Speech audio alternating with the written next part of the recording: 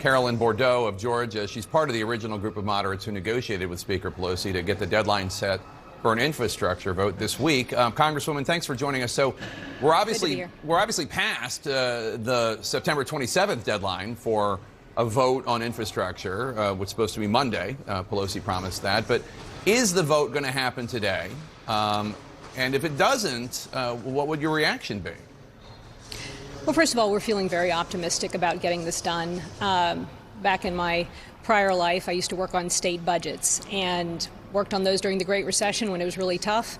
And it would take a while. It takes negotiation to get through some of these really tough things. And we're in the middle of a very intense negotiation. And I have a lot of confidence we're going to get the bipartisan infrastructure bill done today or maybe in the wee hours of the morning. And then we're going to turn around and work on a really good reconciliation bill. Well, in order for that to happen, progressives say, to avoid them tanking the infrastructure bill, 45 of them or so, or at least, will vote against it unless there is an agreement on a way forward when it comes to the social safety net welfare programs, the so-called Reconciliation Act. Now, Senator Manchin said this afternoon he acknowledged that his top line number is $1.5 trillion. Progressives are at $3.5 trillion. Where are you? Is $1.5 trillion about where you are? Well, what I tell everybody is here's what I want to look at. I want to look at what the needs are, what the costs are, and then how we pay for it. And by building that way, we'll get to a top line number. I don't think it's $3.5 trillion. I think we'll get to something between that and the 1.5 probably. But I want to see what's in it and what programs we're funding, and we'll build from there. Is your objection to the $3.5 trillion bill as it exists right now more about what's in the bill or more about the tax increases that would be necessary to pay for all of that? Well, really what I said to people is I want to make sure it's paid for, and right now we're not quite there yet. I also want to make sure that there are not budget gimmicks in there. So the bill is currently crafted. We have 3 years of the child tax cut in there. But, you know, if we're going to do the child tax cut, we need to do it for the full period of time, not just have these fiscal cliffs throughout there. And what that means is we're going to need to prioritize. We're going to think very carefully about what we're doing.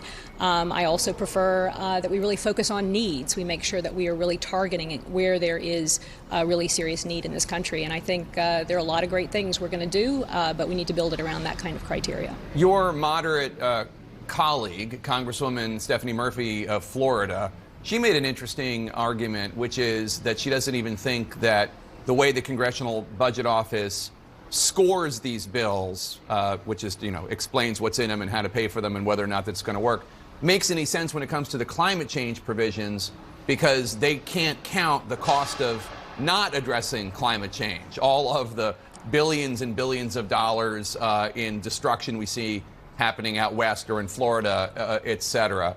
That makes a conversation about how much these things cost when it comes to climate change difficult, I would think. Well, I think that's a fair point, and there's been a lot of discussion about how you think about climate change, how much you submit it to those pay-go provisions, and I think that's all part of the negotiation that we work through. But I think all of us are really committed to not having budget gimmicks, making sure that we really think very thoughtful about what we're putting in this, making sure that we pay for it. And if we meet those criteria, I think we'll have a fabulous bill. The head of the Progressive Caucus, Congresswoman Pramila Jayapal of Washington State, was asked why Speaker Pelosi's commitment to getting a big spending bill done wasn't enough for progressives to vote yes on infrastructure. Take a listen to her answer. Going beyond trust to verify is about, unfortunately, some senators and, you know, some of our colleagues in the House. 4%, just want to make sure you all got that number, 4% of Democrats who are opposing passing the president's agenda right now. That is the group we're concerned about.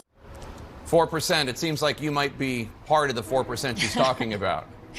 I think there are a lot of us. And again, I'm a member of the New Dems. I'm also a member of the Blue Dogs, so several different caucuses.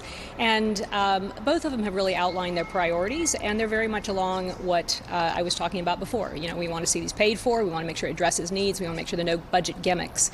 But just one thing I want to add to this conversation is I was the only Democratic pickup in the country in 2020. And so I have a lot of thoughts about what it means to deliver on the promises that we made in 2020. And when I ran my closing ads were that I was going to work in a bipartisan way. I was going to be fiscally responsible. I was going to focus on key things like getting the economy back on track and making sure everybody has affordable health care. When you hear progressives in the media or in the Congress suggest that people like you or Senator Manchin or Senator Sinema or Congresswoman Murphy, individuals who come from a more moderate position than they do, not just that you disagree with them, but that you are inherently corrupt, that you are doing the bidding of corporations, that you are listening to special interests and not your constituents. How do you take that and how do you respond? I tell everybody I have placed my feet firmly with the people of Georgia's 7th District, which is the area that I represent.